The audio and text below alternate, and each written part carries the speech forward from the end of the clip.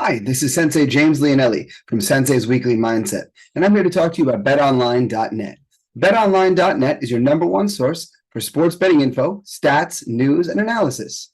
Get the latest odds and trends for every professional and amateur league out there, from football to basketball, soccer, and esports. Don't forget my personal favorite, MMA. We've got it all on betonline.net. And if you love sports podcasts, we can help you find those on BetOnline as well. We're always the fastest and easiest way to get your betting fix. And don't forget BetOnline for NHL, boxing, golf, and like I said, my personal favorite, the sport of MMA. Head to the website today or use your mobile device to learn more. BetOnline, where the game starts. Thank you to BetterHelp for sponsoring this episode. Life isn't always easy, and you don't have to face it alone. BetterHelp is the world's largest therapy service, and it's 100% online.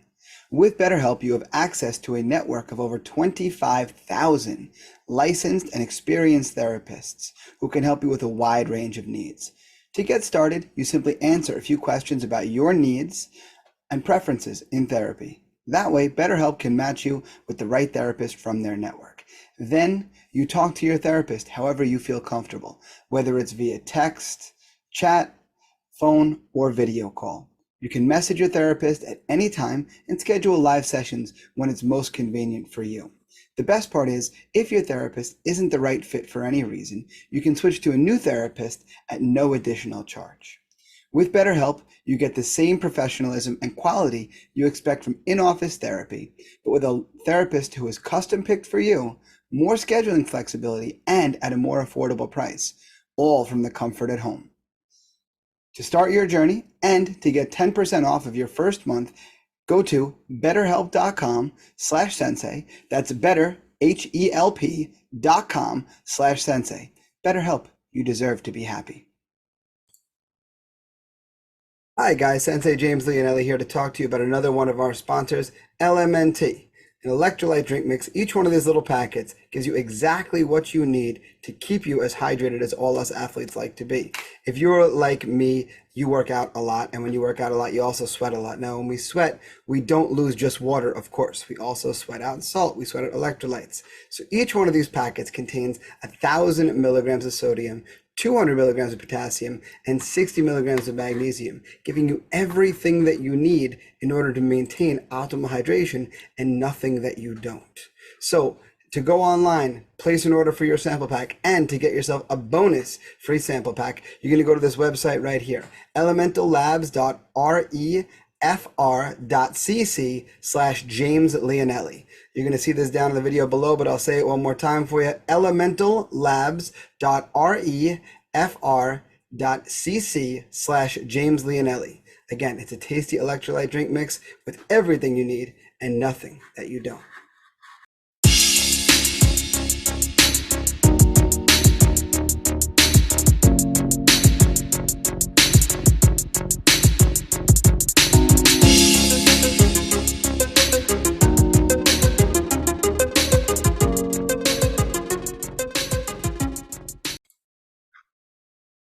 Hello and welcome to this week's episode of Sensei's Weekly Mindset. I'm Sensei James Leonelli, owner and head instructor of Tiger Shulman's here in Smithtown. Once again, I am back in my home recording space, ready to give you guys this week's food for thought. And as I do, I figure today being the day that it is, I should start today's show by simply saying Happy Valentine's Day. I know many people look at Valentine's Day as kind of a made-up holiday, made up by the greeting card companies and so forth, the kind of people who want to sell all the stationery and flowers and that kind of stuff that is customary for a day like today. But more importantly, I think today is a great day to kind of look back and appreciate not just the people you love, but the things that you love. And sometimes we think about love in only the romantic sense, and only obviously I'm a happily married man for 11 years now. In addition to that, I've been with my wife for 14 years. So we know I believe in that kind of love, obviously. But I digress. There's love that's much bigger than that. And I think today's theme and mindset should kind of really all revolve around love. based on exactly what today is. Because as much as it's important to feel love for things and for people, it's even more important to express that love. And sometimes the way we express that love is different based on what we're talking about, right? Like, obviously, I have a family, right? And the way you express your love to your family is one thing, right? Obviously, I express my love to my wife in a certain way, and could go into all sorts of crazy detail about that, but that's, not really what I want today's thoughts on. Uh, but when you think about the other parts of our family, we might display love differently to each of the different parts of our family. Like when I'm with Kai, one of the things Kai and I do quite a lot is we roughhouse a lot. It's just kind of who he is and kind of who I am. And, it invariably, he comes up and he gives me a tough guy look and he bumps into me and on purpose or pokes at me, knowing that I'm going to grab his hand and it's going to eventually turn into me, tickling him on the ground or something. And, he eats it up. It's one of the ways that he and I display our affection. And with Riley, it's funny, it's kind of similar, though with Riley, our relationship is different than my relationship with Kai. And then, this goes on and on beyond our immediate family. I mean, even when you think about what some people may not consider family, but I know I certainly do, our pets as well, right? Like the way I display affection to even my pets is different, right? Like, it's funny, of the two dogs, Slade, he does not love to be cuddled on. He doesn't want to be laid on. If you lean on him for a second, he doesn't like that at all. His version of love is either play or, you aggressively grab him and swing him around and rough him up a little bit. He loves that. Whereas Onyx wants to be petted on and just laid there and loved upon. She would love it if you laid on her and rubbed her belly. Completely different, right?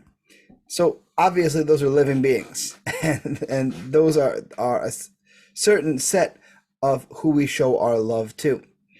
And obviously we have the extended parts of our family as adults. We have our parents, we have our siblings, our cousins, all that, and all those relationships are unique and different, and that's its own. That's each of their own unique animal.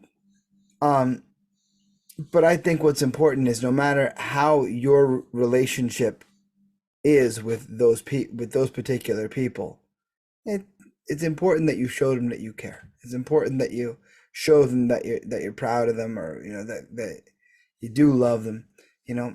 And I mean, it's funny. I even look at my relationship with my two different parents, with my mom and my dad, and those relationships are different. I don't love one more than the other, obviously, but the way the dynamic of both of those relationships is unique to that relationship for both parents. But what's important is that they both know I love them. That's the important thing. And I know that they love me. And even my two siblings, I have a brother, I have a sister, both younger than me. And my relationship with my brother is vastly different than the relationship with my sister. And part of that could be the fact that, boys and boys versus boy and girl, or the fact that me and my sister are 4 years apart, but me and my brother are 11 and a half years apart. It creates different dynamics, But again, the important thing is that we show that we love them. When it comes to our people, when it comes to our loved ones, and that branches out into our close friends and so forth. I know I have a bunch of friends that I know I love. I definitely love. But we also, I want to think about the other bonds a little bit. Obviously, we think martial arts on this podcast quite a lot. So I want to talk about today how you show your love, not just to the not just to martial arts in general, to your training partners and so forth. But I want to talk about how someone who does love those things really carries themselves throughout. So obviously, there's a bond between training partners for sure. It's funny, when I was thinking about friends that I love, some of my training partners popped in my head for sure. But I want you to first think about how someone who has love for their training partners would conduct themselves. All right, so let's think about that a little bit. And I think this is an important idea that sometimes people let go by the wayside. When they're training, sometimes they think so much about themselves or about their training or about improving or whatever. They get a little self-centered, and they don't think about the fact that it's a community, that, no one in martial arts, though every journey is unique and every journey is personal and every journey is done by that person, no one else is on my martial arts journey with, uniquely with me. But there are plenty of people along the way. There are plenty of people who are part of this journey. My training partners, my instructors, obviously my students, and so forth. But nonetheless, there are many ways, I should say, that we show those people that we love them, right? And it's funny, I'm going to start with, like, it may seem a little out of pocket, but go for the ride with me and I think you'll get where I'm headed. I think it starts with how we prepare for a training session. Obviously, you prepare before you go train. You don't just, oh, I'm going to train, just go, right? And there's simple things that you do to show your training partners that you care about them. And there's other things, and some of them may seem like no duh. Some of them might seem like, really, right? Like, if I know I'm going to go train, I make sure that I have had a good meal, right? Because I want to make sure that I can have the stamina to be there for my training partner the whole session. I make sure that I'm a clean person. I'm not going there smelling. Not happening. Right? I make sure that I brush my teeth or use mouthwash right before I left the house, something like that. If after I've done that, I'm still not happy with the taste of my mouth, I'll be chewing a piece of gum on the way to training, because I'm not going to be the person breathing on somebody and having them regret working with me. I'm going to make sure that all my equipment, my uniforms, it's clean and it smells clean. And if it doesn't smell clean, I want to know. I definitely want to know, because then it needs to go. It needs to go. One of the best ways I can show my training partners that I care about them is showing up prepared to train while making their training experience, while not taking anything away from their training experience. I should only add to it. I shouldn't take away from it. And things like showing up with poor personal hygiene, or having not eaten a good meal, or not hydrated well, so I'm not, I'm not prepared physically for the class. That's not adding to their class, it's taking away. Right? And the same is true when it comes to things like I said, hygiene, my breath, that kind of stuff, my uniforms. One thing that drives me crazy is when someone loves equipment or loves uniforms a little too long. And we all know people like that, who, like, they put their gloves on, you're like, oh, it's a disgusting thing. And honestly, if you care about that person, the best way to tell them is to just tell them, hey man, those gloves are done. Those gloves are long since done. I've had that conversation with many people in my career, and I'm sure I will have that conversation with many more people. Some of them my training partners, some of them my students. Either way, they both need to know. It's the most courteous thing you can do. If you truly care about the people, you're not going to let them walk around stinking for everybody else. That's no good. But nonetheless, moving forward, when I think about adding to a person's training session, I got to think about how I train too.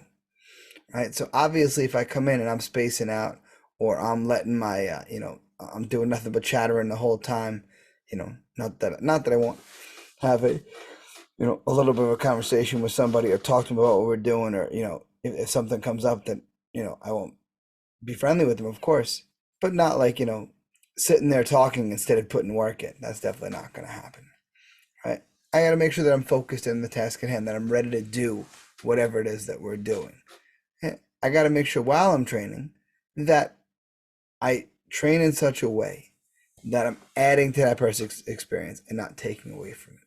Now, taking away from it can be twofold, right? If I'm thinking about jiu-jitsu, for example, taking away from someone's training can be done in twofold. Number one, if you're far too passive, right? If you just kind of lay there and let them kind of do whatever they want. Sometimes in terms of things like jiu-jitsu and even striking to a certain degree, if you're brand new and that person's very experienced, it may feel like you're just laying there doing nothing, even when you're fighting at your best. But that's simply an experience differential, right? Then I also don't want to do the other extreme. I don't want to defeat them so badly that it affects them negatively, right? That's a really, really important thing. I want to make sure that, even if I'm getting the better of them, because it's training. Sometimes we're training a combative art. Somebody's always going to get the better of somebody. So if that's the case, I want to do so in such a way where they're not discouraged. I'm not taking away from them negatively. I'm not leaving them beaten down. They'll be like, yeah, man, that guy's good. Or, oh, you got the better of me that round. That's okay. That. I know some days I'm going to think that about them. That's just the name of the game. That's how it works. Again, that's okay. That's what we're there to do. Right? But I'm not going to detract from their experience by being an absolute hammer on them like that. Then, if I'm, again, thinking about adding to the experience, right? One of the things that I kind of pride myself on, whenever I enter a room to train, I always say hello to everybody. Unless something's preventing me from it. Like I've had it happen where I show up to go train in Syosset, and Shion Gravina pulled me in the office immediately, and he starts talking to me about something, and then class is going by the time I get on the mat, and I haven't had a chance to say hello to anybody. But nonetheless, I try to say hello to anybody and everybody, and on the way out, I try to say goodbye to everybody too. I think that's an important thing. Build that community and let everybody know, how important that they are to you. But even though it's important to show love to our training partners, we also got to show our love to the martial arts as well, right? And I know it sounds a little silly showing your love to an inanimate object. And I'm not talking about like, old school traditional stuff where like, you step on the mat, you bow. You step out of the school, you bow. I'm not talking about that kind of stuff, right? That's, that it's silly protocol, and it had its purpose back then, but it wasn't the most important part of training. When I'm talking about showing your love to martial arts, I'm talking about a couple of things, right? Number one is the best way you show your love to martial arts is give it your everything. When you're there, give it 100% of what you got that day. Now we've had discussions many a times about how every day is 100% is not the same, right? There are some days where I've had an amazing night's sleep, where I recovered great, where my ice bath in the morning did wonders. I had a great meal. Everything's going great. My stress level super low. I keep kind of waiting for those days to return, but I digress. All those things are at the best possible scenario, and I show up and I'm at a great level. There are other days that are the polar opposite. Crummy night's sleep, crummy meal, not feeling well, run down, beat up, and I still got to give it that day's 100%. That's really important. I need that. That's not only respectful and showing love to myself and my training, but it's showing respect to the martial arts. Right? The fact that whatever's being done is worth doing well. And I believe that in everything that we do. But then, when we think about that aspect, that's certainly a significant part. But one of the biggest things that you can do when it comes to showing your love of martial arts is continuing to be a student of the game forever, right? Continuing to train for your forever, right? Like even if you reach a high level in martial arts, never ever thinking like your cup is so full that it can't be full anymore, because there isn't a single person alive. There isn't a single martial artist out there who can't get better at something. Even when we think about the great martial artists of our lives, we think about some of the greatest mixed martial arts fighters, for example. You look at people who are widely considered, some of the greatest, and no one of them has every single skill that all of them possess, right? You might look at Khabib Nurmagomedov and be like, oh man, his wrestling is unbelievable. But then you look at Max Holloway and you're like, okay, his striking is unbelievable. And then you look at George St. Pierre and you look at his well-roundedness and the way, not so much the way he was, he was an unbelievable fighter at everything, but he was so good at mixing the martial arts together, right? Then you look at a Francis Ngannou and you're like, oh my God, his power is incredible, right? Then you look at all the different greats and you see all these different things, but there isn't anybody who has all of it. There's nobody who's got all of it, right? So everybody can improve on something, and being a student of the game and working to continually improve yourself, that is super, super, super important, right? Nobody knows everything, right? Nobody knows better than everyone. So it's really important to continue to be a student of the game, to, empty your cup, so to speak, all the time. And if you empty your training session doing that and kind of looking at things with fresh eyes, whether they're brand new to you or they're not, it's a really good thing. Like sometimes I might go and I might train and we might be doing some stuff that's very basic that I've done for a really long time. But if I look at it as stuff that I've always, oh, I already know how to do this, and that's my mentality, then I'm not going to pick up any nuanced little details that I don't have. I want to make sure that I have every little detail. And you know what? Maybe there's an analogy that's going to hit a little differently this time or whatever. So continuing to be a student for your entire career is a really important thing. And I'll let that career be a long one. Right? Martial arts is a lifelong activity. It's not something you do for 10 classes at a time or something like that. That's one of the things that drives me crazy as someone in the martial arts industry, is people like, well, I just want to sign up for like 10 classes, see if I like it. It's like, no, like you're not going to know if you like it until you start to get good at it. And you're not going to start to get good at it for like 6 months to a year. It's just not happening. So you got to go for the ride a little bit to kind of see where you're at. That's really important, right? We need all aspects. We need to have the ups and the downs.